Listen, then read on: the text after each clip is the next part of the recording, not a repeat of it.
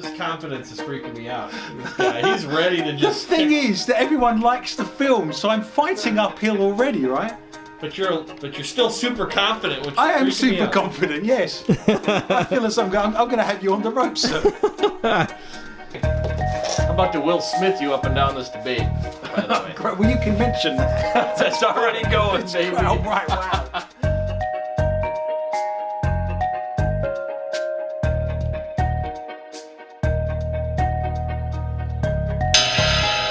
Hello and welcome to the show Cinema Justice, the only film court show where you, the listener and jury, get to decide the outcome of film court. Are you getting a sense here of how important this is? I'm feeling it. Yeah. Yeah, I feel like two boxers and we've oiled ourselves up, put our gloves on. You've had a massage, I've got my bathrobe on. This is feeling a little bit like Rocky going up against the Russian, except, different. If you say, yo, Adrian, we're done right now. Let's put that out there. Deal. Joining me for the case of the defence is my right learned colleague and fellow filmologist, the Honourable Mr. Wesley Johnson. He brings his practical filmmaking knowledge in editing, producing and directing, a passionate love of all things celluloid. And he can do all of his own plumbing as well, I've been led to believe. He can cut a cord of wood in an hour in sub-zero temperatures. He's also brave enough to believe that flannel shirts are fashionable. So... you're a very brave man, sir. Thank you. Took it off for this, though. I knew it was coming. There. And I wish to introduce the right honorable... Be careful. I had to make sure I enunciated that properly. There. The right honorable Mr. Adrian Lee. By the way, I feel this is in my favour because this is very British, right? Yeah. So already, I feel as if I'm feeling at home here. Yeah. Good. Bearing in mind we're in America. That's all I want is to take your defences down with comfort. Nice. So, gives me an edge. That was the plan. The Honourable Mr. Adrian Lee to present the case for the prosecution. He has an extensive academic background in teaching, in lecturing film studies, and has qualifications at the highest level in the history of cinema. This is going to be a good debate, right? Because you've got the practical, and I have the academic theory. Yeah. So this is going to be an interesting... What could go wrong? Nothing. Quite a lot, I suspect. Anything could go wrong for me, but for everybody at home, nothing. It's enjoyable either way. I've got my reputation, of course, but outside of that, everything's yeah, for you, fine. I got nothing to lose. That's right, I've got books and everything. Yeah, you're not feeling too threatened. No, I think you're feeling okay. Which again, maybe that's part of my tactic. Adrian also has the impressive weapon of an English accent and a memory. I don't know. You said it in an English accent. Did I? It kind of just came out that way. Everyone's Austin Powers, aren't they? Have you noticed this? Groovy, baby. Oh, behave. We'll do that film another time. Yeah, that's the third show that we'll come up with here. English accent. Also, a memory bordering the autistic spectrum. That is true. I've never seen him run. He eats hamburgers. I have also never seen you run, and I have seen you eat a lot of hamburgers. So with a knife and fork. Yeah, not with my fingers. Nobody can call me a liar. True. With the knife and fork. With the knife and fork. True. And thinks his pocket square, will one day be useful for creating a sling for a broken arm. One day, this will come in really handy. Yeah. You'll fall over and you'll say, Adrian, as you're writhing around in the floor in agony, where's your pocket square to make me a sling? And I'll be front and centre. See, I make horror films primarily, so to me, all that came to my mind was a tourniquet. Oh. I don't know if it's long enough, but, it could stop. Depends what you're wrapping it around, I guess. This is practical versus theoretical, artisan versus academic, America versus Britain. So you've crossed your arms already. Look at you. I'm ready. This is our intimidating pose. Here. Continent versus continent, good versus evil. You can decide yourself, to be perfectly honest. We're going to talk about the film The Batman. Now, all this came about. Cinema Justice. You can throw me under the bus. Yeah, you go ahead. Yep, absolutely. You wrote on Facebook how fabulous this film was. And fabulous it was. And I went to see the film, and I thought we'd gone to two different cinemas. I have a lot to discuss with you in the next half an hour. I'm very interested about your statement on the fact that you think The Batman was a good film. I'm interested to hear what you have to say, and I think we should note for the people listening too that we have not, despite our almost slipping on the phone because we so badly want to have this discussion. This has been in the offing for some time now. Yeah. I've been itching to talk to you. We've avoided discussing. Yeah. Do you know the neighbour or the relative or the uncle you've got and you just mustn't discuss politics? Yeah. I feel as if within all our interactions recently, we've specifically gone out of our way not to discuss the Batman. Right. Everything. Which is painful because we just wanted, but we saved it so everybody knows we're genuine here. We have not reviewed ahead of time. I got no idea what you're about to throw, and you have no idea what I'm about to throw, and I also have no idea what I'm about to throw, but something's going to happen. It's exciting times, sir, for sure. So pray silence for the opening statements of Cinema Justice. Mr. Wesley Johnson has 2 minutes to present the opening argument for the defence of the film The Batman without interruption or debate, so I'm going to keep my mouth quiet. And you have the floor, sir, for 2 minutes to make your opening statement. Oh, you want to hit the bell for it? That feels like a bell moment. It's definitely a bell moment. 2 minutes, those are going to fly by. The Batman. I think the question is, what is there to say about the Batman? Nothing we don't already know. I think one of the things the film does well, amongst many things, is it doesn't waste time on too much introduction. It doesn't waste time on teaching us why, what, or how Batman is, because we already know. So I think Matt Reeves really approached this with an understanding that we know who Batman is. We just need his interpretation of it, and that's what we got. Is we got his interpretation of it. I think it's dark and gritty, which is, after having, 12 Batman movies already, is a very hard, tall order to beat. I think he delivered on that. And it's a scope. I'm not going to give too much away because part of this is in my, it's for my ammunition I here. see what's happening. You keep your bullets till you need to use them. Yeah, absolutely. Yeah, I think we got a certain type of Batman that I don't think everybody realized, but enjoyed it subconsciously, and they maybe don't understand why. So you're saying, happy to explain why. So, this is meant to be without interruption. Go ahead. But you're saying you would not be Adrian Lee. I want you to interrupt. You always say something. I feel you've just said to me I'm not intelligent enough to understand why this film was good. Am I correct in that? I mean, we could go with that. I do want to pin you down on that before we go any further. I'll take it. So it's my fault I don't like the film because I'm not intelligent enough to appreciate it, is what you're telling me. We're going to see. We're going to find out here. Wow.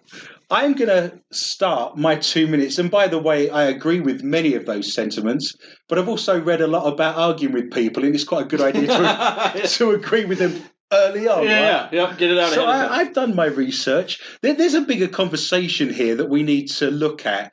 And you touched upon this with 12 Batman films. Do we need another Batman franchise? And if you remember Martin Scorsese, who I believe was the second baseman for the LA Dodgers, he said Marvel films, feel free to jump in and laugh at any point, he said that we don't need any more Marvel films. They're not cinema. And before your poor nerd brain explodes, I can see you feeling the itch. I'm feeling it. Yeah, I'm aware that Batman is DC, but we're putting all these genres together. These franchises lost interest for me when suddenly you've got Iron Man 4, Hulk 5, Thor 6, and you have to watch them, all 30-odd films, in a specific order to be able to understand that. This isn't Shakespeare. This isn't a case of, vast amount of text. This is a flimsy 2D, 16-page comic book. If you look at the Spider-Man, who's making notes. You got a note to write. I just got a note to write. Yeah, you keep going. You stole my pen for that. I sure did.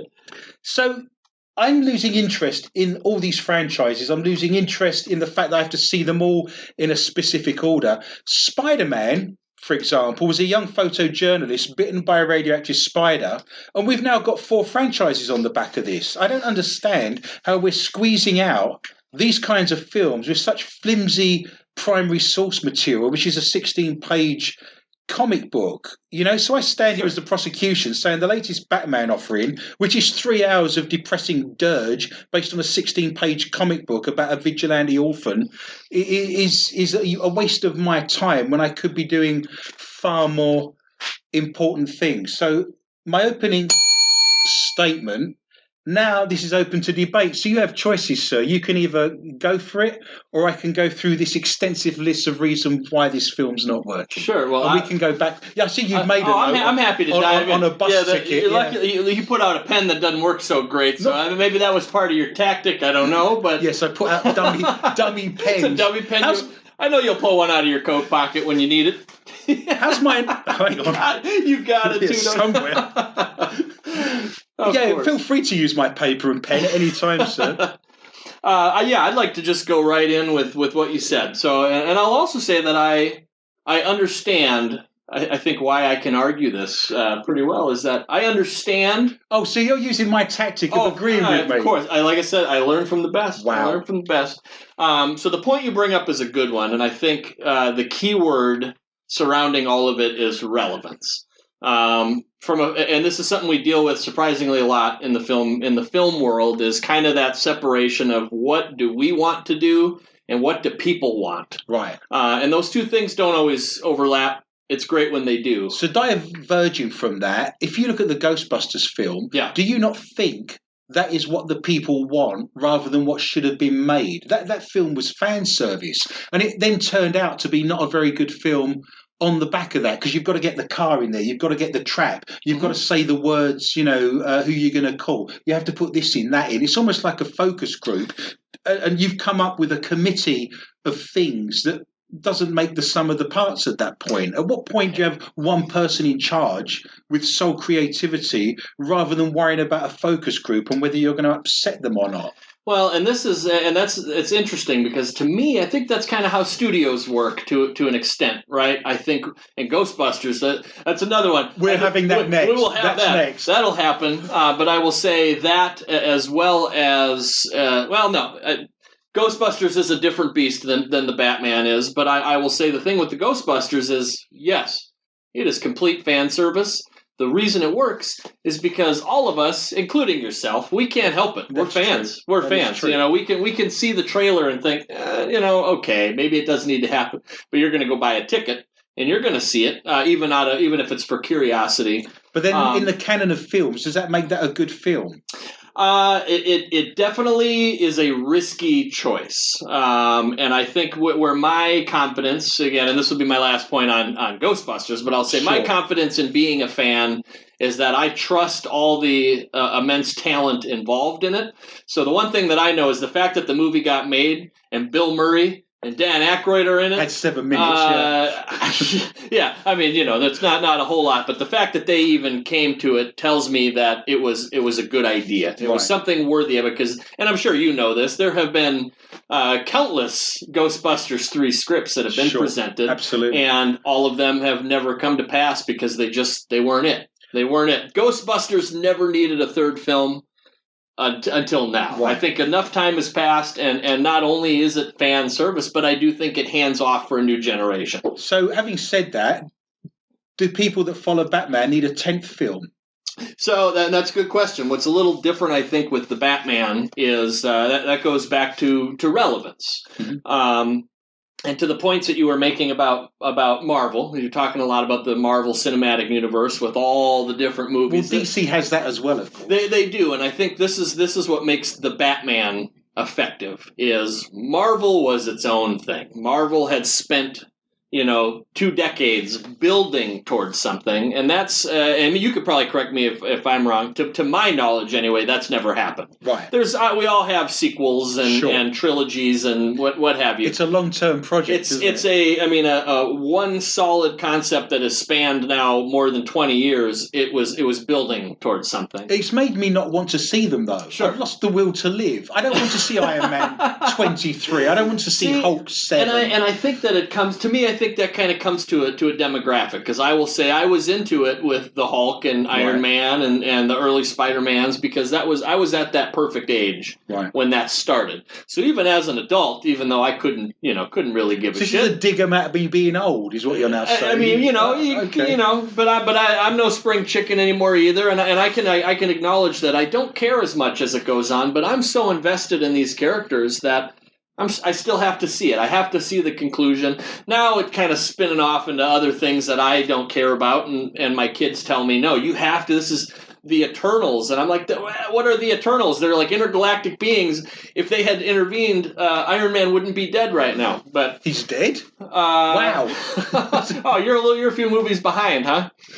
I will jump in and say yes. Ghostbusters was that for me because I was 14 when that came out, and we'll talk about. I apologize. I should have let you put in your piece with the Ghostbusters. No, we will discuss Ghostbusters next. I promise you that's our next episode. So we'll keep our powder dry for that because let's focus on the Batman. But you're talking about the relevance of the film. Yes. The reason, in my opinion, that movie works is because after Marvel, DC tried to do the same thing. And I think Batman works pretty well on his own. And I don't think, every version of Batman has been unique enough where you got Tim Burton, very dark, very, as far as I know, I'm not probably not as big into comic books. Maybe, I don't know if we don't really talked about how much you're into comic books, but I have some comic book friends who coach me on all that stuff. And Tim Burton brought in kind of a dark thing. Joel Schumacher came in, of course, with Batman Forever and Batman Returns, which is just the most controversial thing of all time, but it's got an aesthetic. I think where it started to teeter off is when DC tried to do the same thing that Marvel did. They tried to build to something without giving us enough. It just doesn't work. You're giving me my argument. Maybe it's my tactic. I don't know. DC tried. They tried to do that same thing. It was one ship that had sailed. DC was not going to effectively do what Marvel did, and it kind of led to mediocre stuff. I would argue that Zack Snyder's full vision for the Justice League was a pretty okay movie. Right. But it was building to something, so a lot of those Batman involvements don't really count. It was all never about Batman. It was about other stuff. Kind of dropped the ball. You're talking about individual films here. What did you think of the Joker in 2019? Because that stands alone as well. Surprisingly, I really loved it. I really loved it. I thought, and this is the thing that's so interesting about superhero movies, we are in the superhero movie generation. And everything kind of molds to almost be the same sort of cookie-cutter approach. Right. And what I like where DC is becoming successful is they realize that their world building isn't working. They are not Marvel. They're not going to do the same thing. They are meant to be dark. All these characters are way more deep, have way more depth than any Marvel character. And so now they can break off and do their own thing. And it worked with the Joker. Even though it's the same thing, we've seen how many Jokers now, right. You know what I mean? And so I went into it with low expectations thinking we don't need this. We don't need it. And I saw it and it was just raw and deep and had a story and it just didn't feel like a superhero movie at all. And I think the Batman works for that same reason. It was a reinvention of how it looks, how it feels, how the characters interact. It feels so disconnected from every other iteration of Batman. Sure. And I think only because of that is why it opened the door for all the other positives to come about. If it didn't do that, if it felt like we were watching another Christopher Nolan movie, it doesn't matter how many liberties Matt Reeves would take, it just would still feel like just another whatever throwaway Batman movie. So that's my very long-winded... Sorry, I pulled an Adrian Lee there for a second. That was my long-winded... So I've been old, I'm long-winded, and I'm not intelligent enough to realise how good the film is. We're going for the jugular here. It's a long walk home for you, isn't it? The person I went to see The Joker with in 2019 hated it. And I thought it was the best film I saw that year. Yeah. To the point where we didn't talk all the way home. Right. There I was understand an argument brewing. It got quite frictious would be a good word to use. We're going to go out of sync, but it seems to be relevant. So based on what you've just said, what did you think about the Joker appearing at the end of the film and then the extra footage that was released? How does that sit with you? That's a great question, and I will say that's the one thing where, and I'm going to guess that our opinions are the same on this one. To me, that was the only weak point, really, of the movie. I've got 5 pages to get into. I can't wait. We're going to have to dive into that because we're rolling it out here. But to me, that was the weakest part of the movie. I think at that point, and that kind of goes back to what I was talking about. It'd be the same difference as if we had the Joker movie with Joaquin Phoenix, and then we got up to the end, and then Batman showed up. Right? It sounds like that could work and be really great, but it overshadows something that's already so good. You don't need that, and I think we've had enough Joker where we just didn't need it. I will say that the deleted scene that was released was a much better representation of what, and I'm failing to remember what the kid's name is. Wonderful actor. Definitely gave us more of his portrayal of the Joker. I liked it. I understand why it was cut, and I agree that it was cut. Because we had 3 hours of dirge up until that point, and we couldn't stand another 5 minutes. Yeah, we didn't need any more, but I also think they should have cut the scene that was in it. We didn't need it. We didn't need it. Especially since the Riddler just stood on his own. Sure. I mean, yeah. I'm going to get onto the Riddler in a minute. Yeah. Let's talk about the time, because we just discussed, tacking another 5 minutes on to the end of the film. We're sitting at nearly 3 hours, give or take a minute or two, right? Yeah. The longest film I think I've ever sat through was Spike Lee's Malcolm X in '92. Yeah. When you were probably in kindergarten. Good film, though. 3 hours and 21 minutes. It's a long one. The only film I've ever been to. You didn't see Titanic? No, I didn't. I knew what the ending was. I knew what the ending was.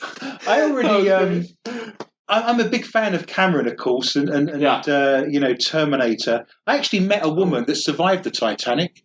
When I was at elementary school, there was a woman called Eva Hart who was 9 years old and survived the Titanic with her mother, and her dad died. Oh. So I actually met someone who survived the Titanic. That's interesting. But there was a break. I've never been to a film before where there was a break in the middle. Sure. For you to go use the restroom. A movie intermission. That's and get a drink. It was 176 minutes.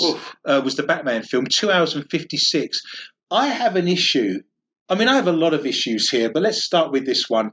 Do you not think, you're an editor, could we have not lost 20 minutes of that and made it a bit snappier, a bit faster, a little bit pacier? Or if I write a book, for example, that's getting beyond 85 to 90,000 words, my publisher says that's 2 books. Yeah. Do you see what I mean? And I have done that before. I've taken chapters out of books. I always think it's better as a writer to give the publisher more than they want so they can remove stuff, right? And so what gets removed then gets to start the next book. So I'm 25, 30,000 words in, right? Yeah. Do you not think, and again, I'm theory and academic, you're practical, could we have not lost 20 minutes of that and just made the whole thing sharper, less flabby, and a bit more kind of streamlined, I guess? Yeah, I would say that's valid. Or 2 films. It's right. It's hard to say. The hard part about that is we just don't know who made that decision. I know that Warner Brothers has been known to be very hands-on with what they want and what they expect out of the product to turn around, and that's the trouble with studios sometimes. We never know the director as an artist how much artistic freedom they're actually given. My best guess would be based on what everybody saw with Justice League. Going back to that, right? The original Justice League was trimmed down. I mean, and none of us knew this, but even that movie was maybe 2 hours. I think tapped out at 2 hours, and it just didn't. I mean, everybody knew it didn't feel right. Everybody knew, even though it was, it's not the greatest movie anyway, but there were plot holes, there were things missing. And then when Zack Snyder was allowed to put out his whole vision, I think that was eye-opening, not only to fans, but I think also the studio. I think we saw that, again, going back to the DC versus Marvel, DC can't get away with putting out tons and tons of movies. I think they go at it with, I have this one shot to impress people, or it's done, because we already have kind of a bad start to this universe. So, I think when Zack Snyder said, look, I got a lot of good stuff here, but it's going to be 4 hours. I don't want to break it into 2 movies because you're probably not going to let me make the other one. I feel like that probably has something to do with it. And my best guess, if it was a Matt Reeves choice, was that he went at it with the same approach. I want to get as much of it out because there's a very good chance I'm not going to make another movie.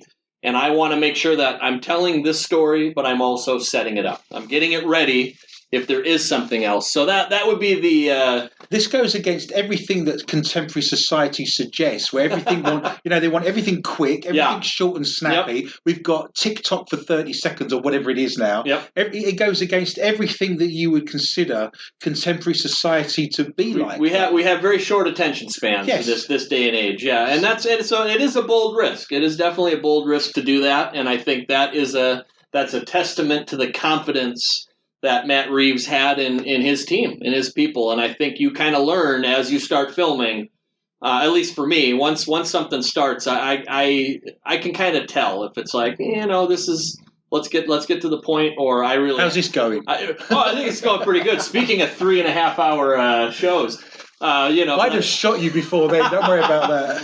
But I think you get a sense of when you really have something, right. and I like to think that Matt did once he started seeing the performance come out. Right. And I saw this 3 hours as instantly forgettable. Name me one scene that sticks to your mind. So, which there's too many to pick from. Of course there are. So if let's let the Batman approaching. I think the point's been made. Okay, yeah. The thing is, that if he's making fun of my laggy American brain, is what he's doing. I don't have all the academia behind me. I know the pressure points. I know where to push. The thing is, if you think about James Bond as a franchise, right? Sure.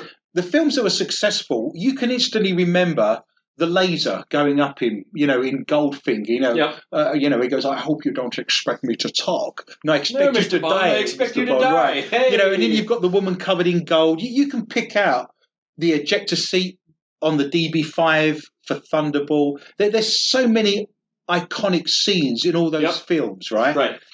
And if you think of Star Wars and Luke Skywalker and Princess Leia going over, sure. Swinging across and everything else, we could sit here for 2 hours and think of iconic, memorable scenes in all the films that are cherished and loved in the canon of contemporary cinema. Yeah. I'm sat here wondering what I can remember from that film. And you've had the benefit of seeing it several times. A couple times, yeah. Right, and I've seen it the once. I cannot think, honestly, of a single scene that stands out for me as iconic and something I'll be talking about in 20 years' time. Okay. Feel free to jump in and present those to me. Absolutely. I'm now giving you... I've had a minute. I know what I've done. I think, and this kind of goes back to why I think this version, because every Batman movie, Batman is seasoned and ready. He doesn't miss a beat with his grappling gun. He can fly pretty much. He's got all these skills are refined, and I think what's what works and what stands out for me in this movie is not so much what he can do, but almost more importantly what he can't do or what he's learning to do. And interesting. I'm still waiting for you to tell me a scene that's memorable. I'll tell you. And it took seeing it a couple times for these little moments to kind of. So you've got to see it half a dozen times to get to the good bits. If you're smart like you catch it the first time. I'll throw this one out. Wow. I think when Batman when he's escaping the police, I think it was a really standout scene because we've seen Batman in this situation before. But for some reason, this time around, I had anxiety every second of that. He did not seem like he was going to get away. His escape up the stairway with his grab. It was a little rough. Sure. You could see it in his face, even though he's got the mask on. You can't really see his facial expression. You can see he's a little nervous. And when he goes up, how many times have we seen Batman jump off a building? Hundreds. With cartoons and everything. He's just always done it. For the first time, we watched Batman run up to the edge of the building and hesitate. That was a good scene. Stop himself, and then decide I'm either going to die or I got to do this. That's a great scene, but is that iconic? Do I remember that in 10 years' time? And maybe not. Here's the thing with you and me is we come from we have all these Batman movies already. So for us, not so much. But if we look at a younger audience. Right. Who this in a way is kind of being reinvented for. Sure. That's what's going to stand out to them is it feels like an origin, but not in the same regurgitated way. We got to watch his parents die and then watch him grow up. And even though we do get a little bit of that, It's not focused on it. We have year one Batman. He's already kind of brooding and tough guy. But he's still kind of green. So when I asked you for an iconic scene, you said there would be one as long as I was 12 years old. Is that what you're suggesting? I'm not letting you get away with anything. Yeah, that's all right. Yeah, you're not going to let me escape. Just like him and the cops. You're the cops here. I did like. But I will make that there is landing. good cinematography. I like the way the cameras were positioned on the motorbikes. Yeah, and I did enjoy that element. I don't want to say the film was terrible, but I'm arguing that it's not as fabulous and as amazing as you claimed it to be. Yeah. So I'm not saying the film's terrible by any stretch of the imagination, and I agree with the points you've made. Yeah. I just don't think it's mediocre would be where I would good good to mediocre. The thing is, if you think about, let's go back to Christian Bale and Heath Ledger, right? Yeah. That would you believe is 14 years ago. It's hard to believe that. Crazy, right? Yeah. Yep. Yeah. If I said to you, name me some iconic scenes from that film, you've got the scene where the Joker's pressing the button to explode the hospital. You've got the scene where he makes the pencil disappear. We could sit here, Well, and to what you're saying, too, I will argue that the iconic scenes of that movie, predominantly Joker. Right. Predominantly the Joker. I will say, and as much as I love Joaquin Phoenix's interpretation, I don't think Heath Ledger's, for me, will ever be topped. And I can appreciate another, this is where my cinemapologist comes out, is I'll go out and say that every version we've had has been unique in some aspect, even to Jared Leto's. They have to reinvent it. Yeah, even Jared Leto's. I appreciated that it was a very different embodiment of a character that we are very familiar with. So it almost has to be. I mean, I don't, that's why Mark Hamill's never joined up and actually been a Joker in a live-action movie, because it's just too on the nose. Yes. It's just, I like to see it reinvented. But that's my thing with The Dark Knight, and a lot of these,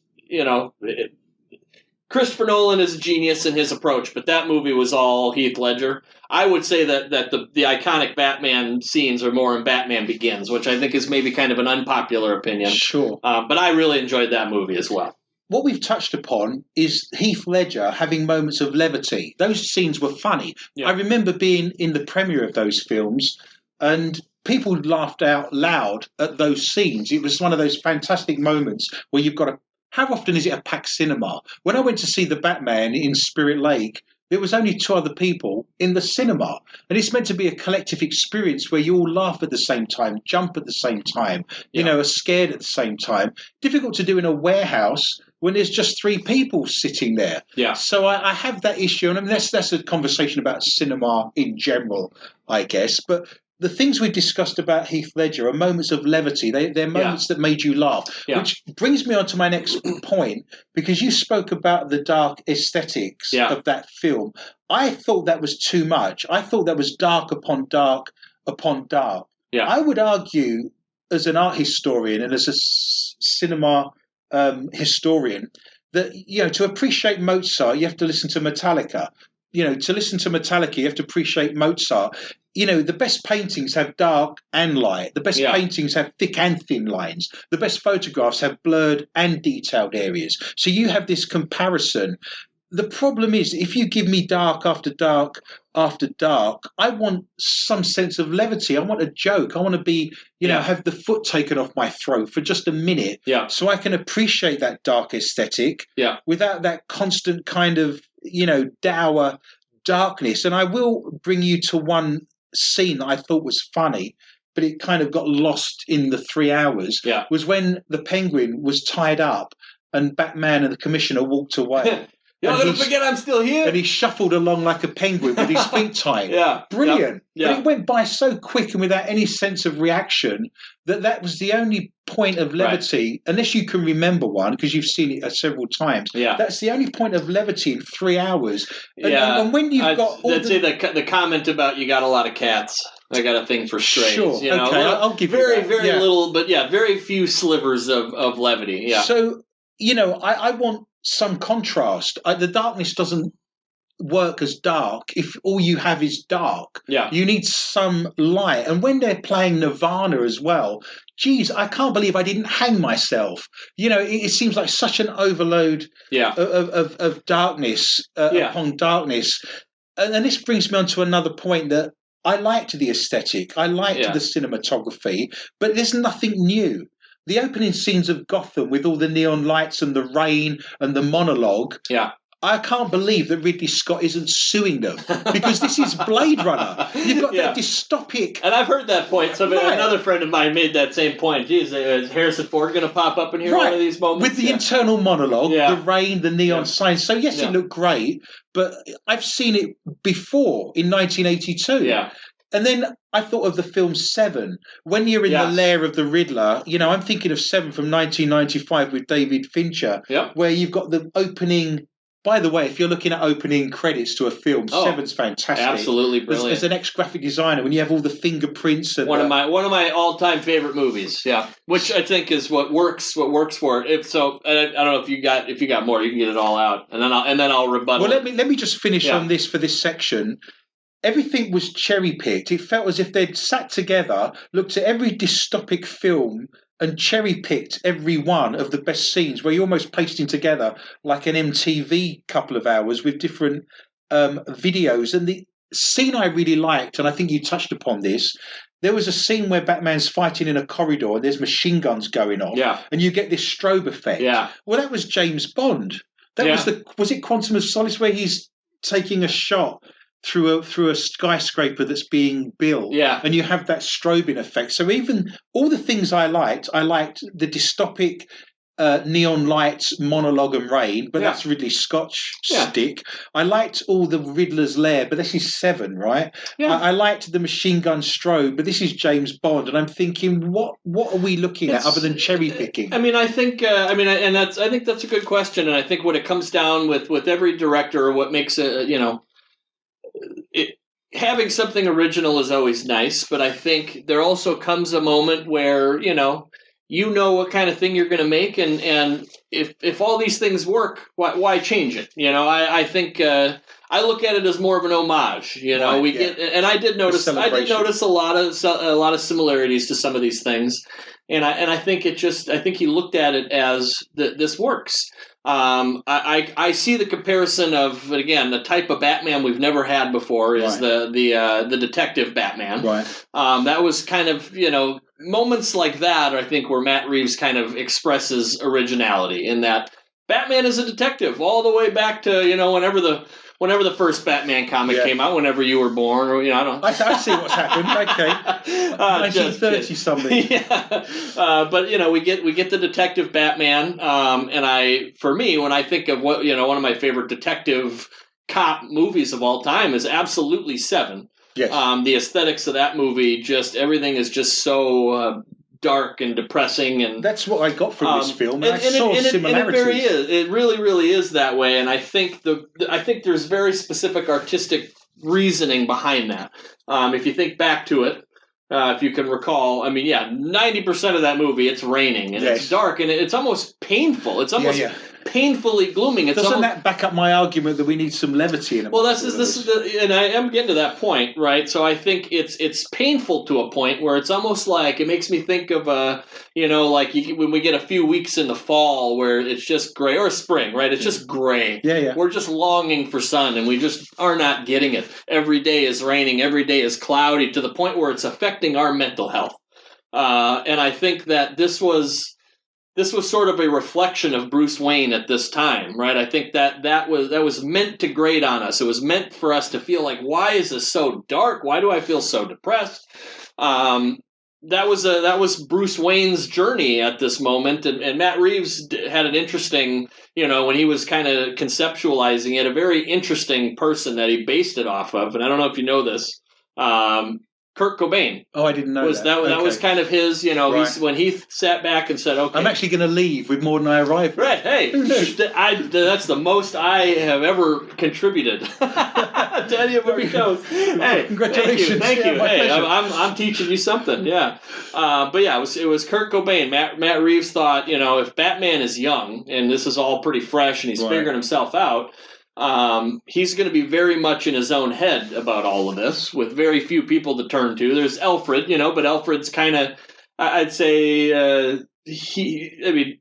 Alfred doesn't allow a lot of free-flowing thought. He's very methodical in the way that everything needs British is the word you're looking for. There we go. I was going to say, he's very Adrian Lee, right? We got to be proper. There's a rhyme and a reason for everything. This is what, Well, he's ex-military, isn't he, I believe? Yeah. Right. Master Wayne, we got guests coming. This is what we have to, So he's a friend to lean on a little, but Bruce Wayne is lost in his mind of putting all these pieces together, and I thought the Kurt Cobain comparison was interesting.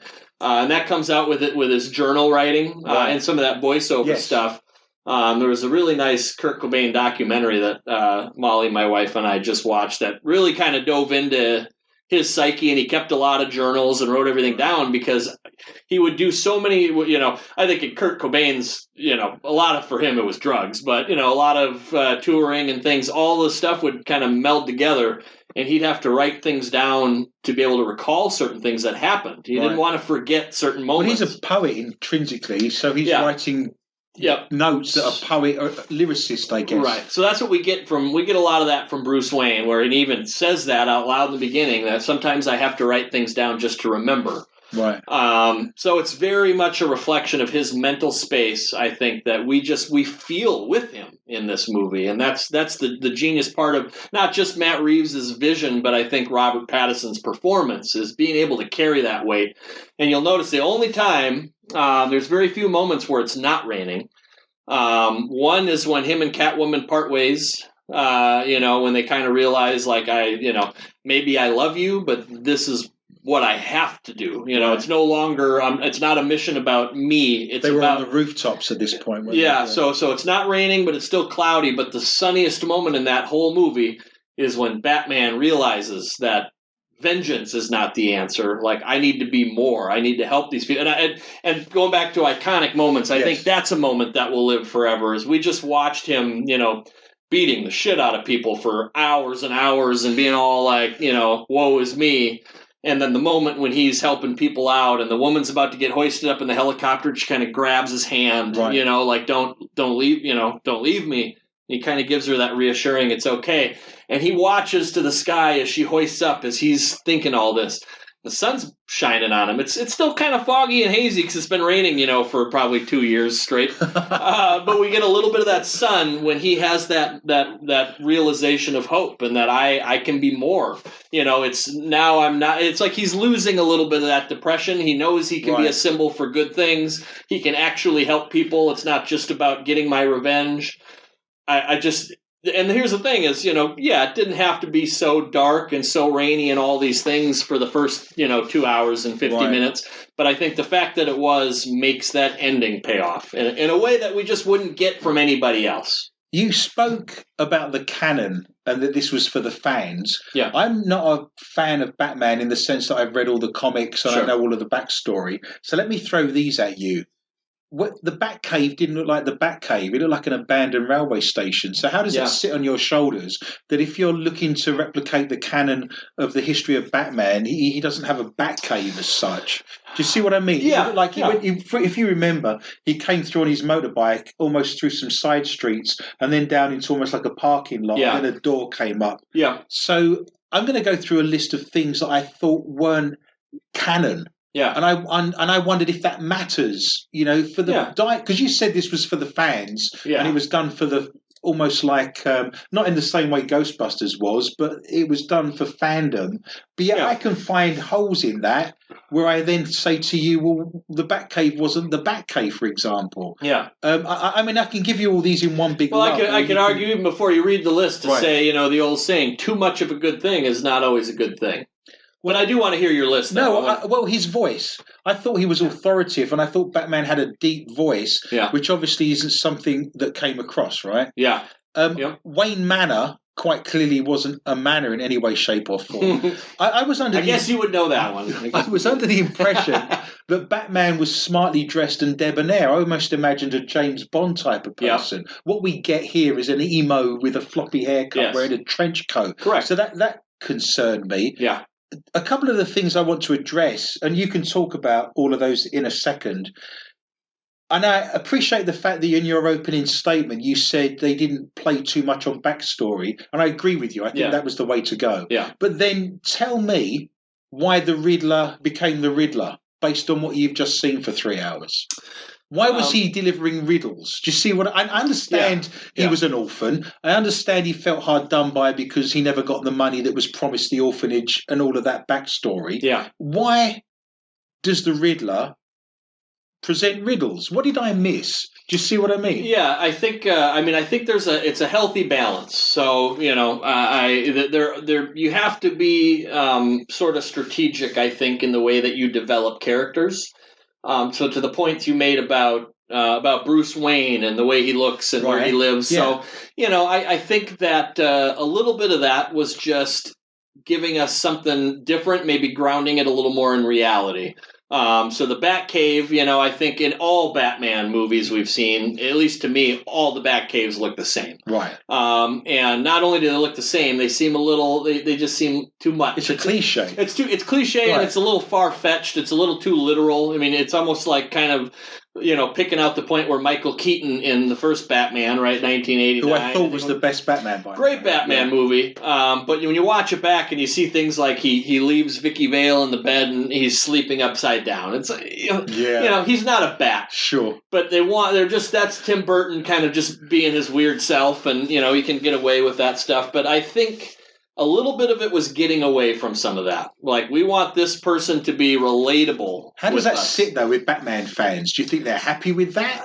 I mean, a diehard Batman fan who's read every comic, they exist, right? Yeah. How does that then sit on their shoulders that he's not smartly dressed, he's not in Wayne Manor, there's no Batcave, his voice clearly wasn't deep and authoritative?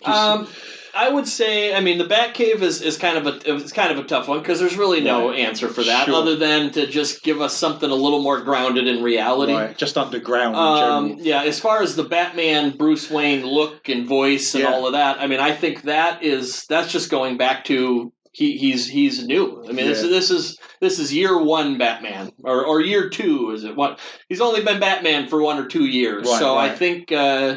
I kind of look at it as he's figuring it out. Do you think they'll resolve this if they do a second one? Absolutely. Yeah, and we can, and everybody can hold me to this. My estimation, right, for a follow up, right? It won't be as rainy. It'll still be rainy, but it won't be as rainy, and I think that we will see Bruce Wayne in a suit. Right. We'll see him being a little more clean cut because now he's got a new, renewed sense of purpose. Right, a renaissance, and even more reason to kind of hide his identity. And I think the Bruce Wayne that we have come to know is what he becomes. Right. In this first movie, he doesn't care about any of that. He states that very clearly. Alfred's like, we got things to do. Bruce is like, I don't care about any of that. Like, this is my family's legacy. This is what I'm here to do. And I think as he matures a little bit, I think he gets away from that. It doesn't all need to be about being Batman. Right. And obviously, being realistic, I think people are going to kind of start to figure out that the guy with the emo hair and the dark eye circles kind of looks a little bit, So I think he starts to. We'll probably see him kind of integrate himself with his father's business a little bit more, and that's where we kind of get the James Bondy Bruce Wayne, where he's got his suit on, he's a little cocky because he knows that's who I have to be. And that's the expectation. I'm a Wayne. Right. Like, I can't just be this teenage angsty person anymore. I got to be an adult. That doesn't sit well with me, though. I understand your argument, and it's true. That is the case of where this film starts. But for me, I'm expecting to see Batman, and I'm not seeing Batman, in the terms that I would know it. I go to a lot of expos and a lot of events where there's cosplay and people are dressed up, and I wear a Ghostbusters outfit. You might have seen pictures of me dressed as Doctor Strange. I join in with all these things.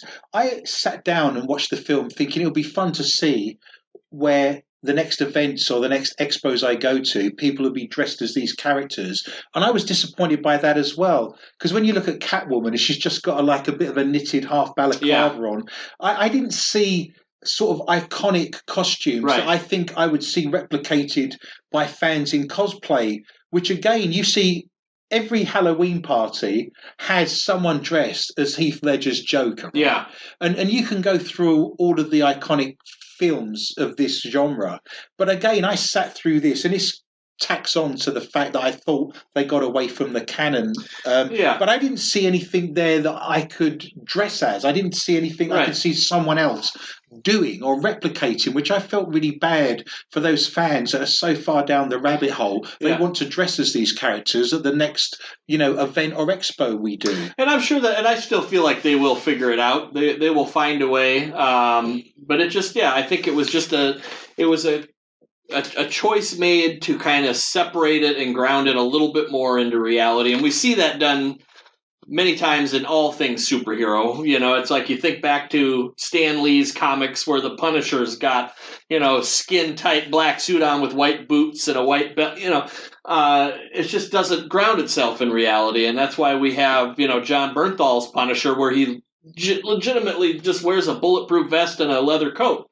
I think it was kind of more that sort of a practicality of, we don't really want these people to look like superheroes. Right. What would they actually do? Sure. And with Catwoman, I mean, she's a burglar. Yeah. I even thought that the knitted hat right. with like kind of it was just the sewing end, but it was made to look like cat ears. To me, was a little on the nose. Like they could have just done away with that right. part of it. Right. But I think Batman's outfit was definitely more tactical. It was designed to be You're not going to be able to build Batman's outfit though, unless you're like a fantastic seamstress or amazing. Well, that's another thing too. You think about it's like, how did Peter Parker all of a sudden get these fancies? And right. there was actually memes about that. It's like, when does Peter have time to when did he have time to learn how to become a championship sewer? So I think it was a choice to make Batman be more tactical. And you'll maybe disagree with me.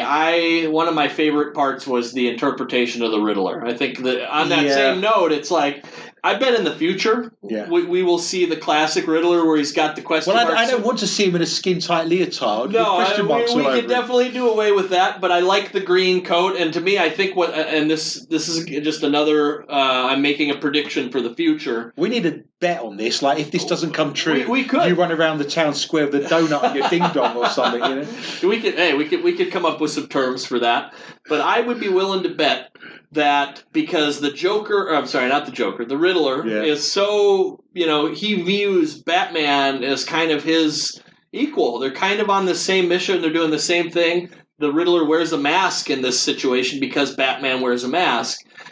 He clearly knows. I don't remember if they expose that during this movie or not. But I mean, the Riddler knows who Batman is.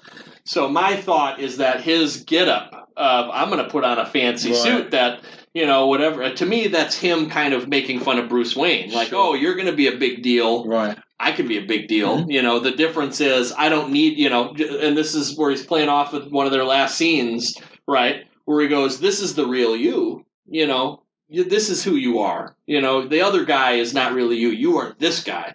So I think the Riddler getting all decked up in his suit and looking fancy, but still the Riddler is his, jab to Batman saying, I'm me all the time. And I could still look good, even as me. You have to pretend to be somebody else. And the last thing we want is Jim Carrey, right, with the orange hair. I loved that when I was a kid, and it holds up a little less and a little less every time I watch it. But I will say that I'm so glad it happened, because we have that forever and ever and ever. Batman forever. Batman forever. I want to talk about continuity. Sure. Again, I can't believe, having spent several years making the film, and you're aware of how long films take to make, right? Oh, yeah. For example, and there's lots of these, but these were the ones that concerned me. Catwoman put really deep, heavy claw marks on Falcone's face when he was pinning her to the ground with a pool cue. Yeah. Yet literally in the next scene, there wasn't even a gap between them. He's on the steps of the building, and he actually gets shot. There's no claw marks. The mayor... That's actually good. You pulled that out. Well, the mayor gets shot, right? Yeah. By the Riddler, or one of the Riddlers. While she's at the lectern, and while she's on the floor and she's being kind of covered, she's got like medical and bandages and things stopping the blood in her shoulder, and she's also been shot in the stomach, which is odd because there was only one gunshot. Yet when Batman holds out his hand and takes her out of the water, she's not shot at all. So she gets shot once, she then has 2 bullet holes, and then has no bullet holes at all when he's pulling her out of the water. And I can't help thinking that this is just sloppy. Yeah, I mean, and I'm impressed that you pulled it out, because that's the thing, is those things didn't even dawn on me. See, I'm sat there from the first minute thinking I'm going to dislike this, so I'm going to look for everything I possibly can. That's just going to trash the film. Right? Yeah, right, for sure. Well, and I will say, as a filmmaker too, continuity is very difficult. It is very difficult because one thing people don't realize is a lot of times scenes are not being shot in order. They're shot in all different orders. There could be a year between. It really kind of comes down to the preparation and having a team that is dedicated to making sure those things are accounted for. And I mean, the Batman was a tall order. I would argue for Matt Reeves that he had a lot of things to worry about. And considering how well he executed on so many of those, he's allowed a free pass or two. Right. You know? And in the greater scheme of things, this isn't going to ruin or make the film, one way or the other. I think the only other thing I would add, and then we'll have a closing summary each, is the riddles were really easy to solve. Yeah. It's almost like what you call a deer with no eyes. It seemed like they could have made that so much harder and so much more complicated that I'm sat there thinking, well, I know what that is straight away. That seemed like... And we never resolved, by the way, why the Riddler became the Riddler. That never got even spoken about. Yeah. But the riddles were too simple. I wish they would have shown more cerebral quality that I could have struggled myself and then been amazed when Batman solved them. Yeah. Because the first moment they're mentioned, I knew what they were, and I shouldn't know what they were because I'm not Batman. He's a vast intellect, and so I was. Again, these aren't all the points I make on their own aren't going to make or break the film. Right. But we've been sat here it's now worth discussion for 55 minutes, and there's like a list of this stuff. Yeah. And already you've crossed your arms and got defensive. I'm getting aggressive here. Yeah. So to start winding this up, if I give you 2 minutes to present to the jury, your closing summary for their consideration about why this film, because they're going to vote on this now. We're going to have a vote with all of our watchers and listeners at home. You can have a vote and decide whether you thought this film was... I thought they could vote with an A for Adrian or a W for Wesley, and we'd be A and W. Which is where we're going to go next. And to celebrate we'll get some onion rings. Yeah. We will deliberate on the judging as we enjoy some root beer. Well, the thing is, when we do other episodes, we can tell the listener who won the last show in terms of votes, and that person can have their opening argument first. I like that. mean? Yeah. So we have ways of doing this. We're figuring it out. Look at it. It's forming. It's evolving and developing. Yeah. So without interruption, because I know we've been going backwards and forwards like a tennis game for an hour, give me your closing summary on why this film is good, and then I'll talk about as a closing summary, why this film wasn't good. Okay. Bell me. There needs to be more bell. I forget. I keep looking at it. It's got a sad face there. It's like, come on. Perhaps if I put it in the middle. Let's say the bell does not really appreciate this show as much. Well, I'm so drawn into the conversation. Yeah. The last thing I'm thinking of is ringing the bell. Why would I ring the bell when it's going so well? Yeah. This just brings a close to things. Right, yeah. So I would say, and to kind of play off of what you said with the Riddler, I would say that, and whether this is an intentional choice or not, my thought is that Batman is new. There's a lot of things that we expect Batman to do very well that we got a chance to see him not do so well. And he still executed it. There was still some depth to what he had done. I will point out my favorite that I don't know how many people caught is when he has the Batarang on his chest, and he's not confident enough to throw it because you think he could have Batman in any other Batman scenario would have tossed that thing and cut that electrical rope. Or electrical line, whatever and he didn't. He took it off and dove at it and cut it with his hand. And it dawned on me after the second time that I'm like, that's the Batarang, like that's on his chest. That's a boomerang for throwing, and he didn't throw it once in the whole movie, And I love that to me, that's the genius of that movie. Is there's all these things that could have been cinematic. He could have tossed that, would have hardly been a problem. But he didn't. He's not confident in that yet. He'd rather risk his own life to make sure he cuts that to save those people. He's showing vulnerability. Right. And I think that's really good. And very much like that, I think it would make sense that the Riddler would also be impersonated that way. You ask, why are his riddles so easy to solve? Well, he doesn't really have a lot of experience being the Riddler yet. This is probably just some drunken idea he came up with one night this is how I can play with Batman. I'll leave him little clues. I mean, he's not doing it for anybody else. Right. Only doing it for Batman. So, and I think he doesn't want to be too overconfident. He wants Batman to get it. He wants Batman to figure it out. So I think he's maybe pulling back a little bit. Until the last one where it totally goes over Batman's head and the Riddler is clearly very disappointed by that. So I think it's a mix of him pulling back, but also he's just not there yet. He hasn't had enough practice dropping the riddles. So I think it's all around just very fresh interpretation. I like seeing all these characters in their infancy. But but not too far in their infancy. We get enough action. There's a very, very healthy, for a 3-hour movie, a very healthy balance of Batman to Bruce Wayne, right? There's never, they go back and forth. There's never felt like it was too long, of Bruce Wayne. It didn't feel like I'd never lost the excitement of the Batman. The pacing was good. For a 3-hour movie, good pacing, good aesthetics, all those little things work together to make a solid piece. Very well said. In my closing summary, several things spring to mind. You said on Facebook, because I have been stalking you, you're a very attractive young man, that you went to see the film several times because you wanted to make sure you got all the plot points and worked it all out. Yeah. Why are you having to see a film twice to work out what's going on? This would be a concern for me. When I went to see the film, the woman who sold me the tickets, who was a young teenager working in a cinema, said, I've had to see it several times because I didn't understand what was happening. And I just thought, wow, that's not working at that point. If you admit yourself that you've had to see it several times to work out what's going on, could you then, say that that's working on any level? But what sums up the entire film for me, I'm going to agree with you. Yes, it's sexy. Yes, it looks good. Yes, the music, was fun.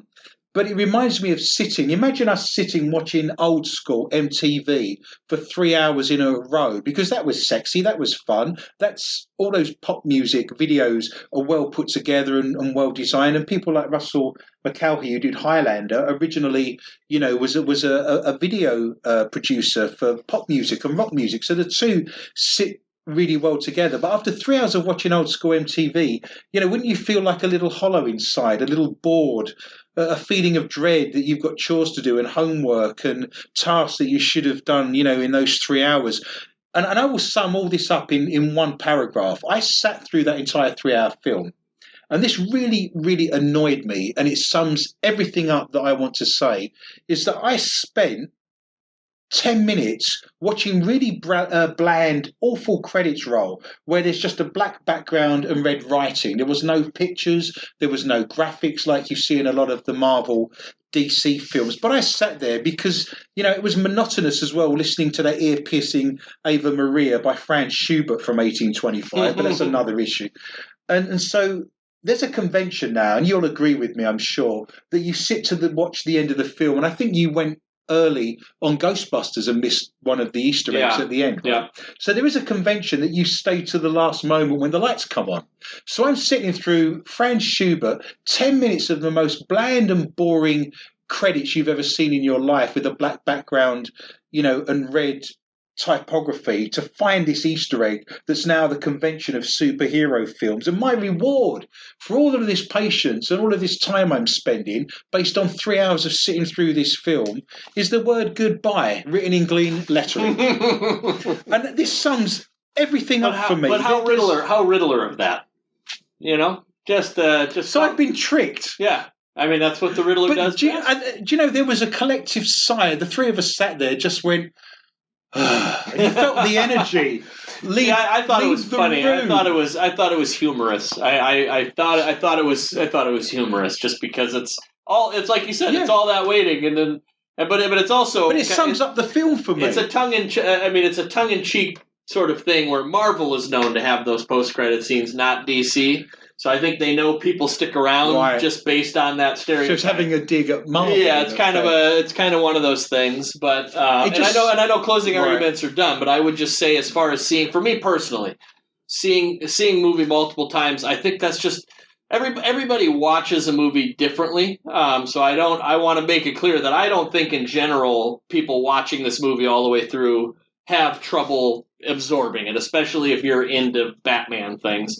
That's just me personally. When I went into it, I was very much looking at the colors, and I wanted to see Batman fight, and I wanted to watch Robert Pattinson to see if he was shitty or not. Right. So for me, it was kind of that's just how my brain works. I go for the zazz first. I'm not really I still absorb most of it, but I wasn't really diving in. The first time was just how am I enjoying it? Right. And it was successful. I enjoyed it. For me, it's almost the opposite of going back to, I didn't get it all the first time. For me, going back is more of, Now I want to see if I can find some holes. You know, Right. now that the Zaz... Oh, I've got that for you. Here, I did it all. Now that the Zaz is gone, does this story make sense? Right. Does this character development pay off for me in some way other than, oh, look, Batman? Right. And for me personally, I think it did. You know, but it is a load. It's a heavy movie. It's long, and I don't think there is an argument there. But I don't mind a long film as long as it holds my attention and it's effective. It's more complicated when it's a long film and you're sat there thinking, when is this drudgery going to end? You know, on a more blatant, you know, kind of thought. But it's now down to you, the jury and the listener, to decide the outcome of this most traumatic and complicated case. Please vote below on our social media by posting an A or a W. I like that. I do too. Just makes me want to eat onion rings. And we didn't come to blows, which is good news. And please consider a comment to help the prosecution or the defence. And if there's any films you'd like us to critique over the next few months, just write them below as well. Send us a message and we'll look into those for you. So it just remains for me to say thank you for listening. My appreciation for Mr. Wesley Johnson and his very elegant and cerebral defence of the Batman, and myself, Mr. Adrian Lee. And it just remains for me to say be interested and interesting, and we'll see you again at the same time, same place. Have a great day.